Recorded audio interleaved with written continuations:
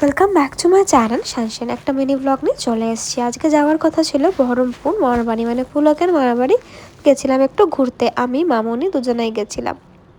ওখানে যাবো বলে অনেকদিন বাড়ি থাকবো না, তাই গাছগুলোতে ভালো করে জল দিয়ে নিলাম। তারপর রেডি টেডি হয়ে বেরিয়ে গেলাম হাওড়া স্টেশনের উদ্দেশ্যে।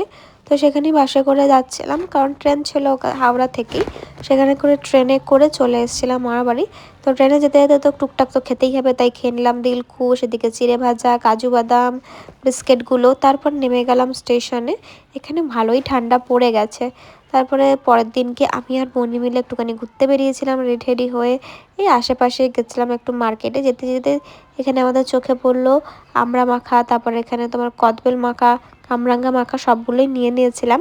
দিয়ে খেতে খেতে মার্কেটিংয়ে গেলাম। মার্কেটিং করে এসে তারপর একটু ম্যাগি বানিয়ে খেয়ে নিয়েছিলাম। আমরা এখানে ম্যাগি খাই। তোমরা ভিডিওটাকে লাইক করে দিও। টাটা।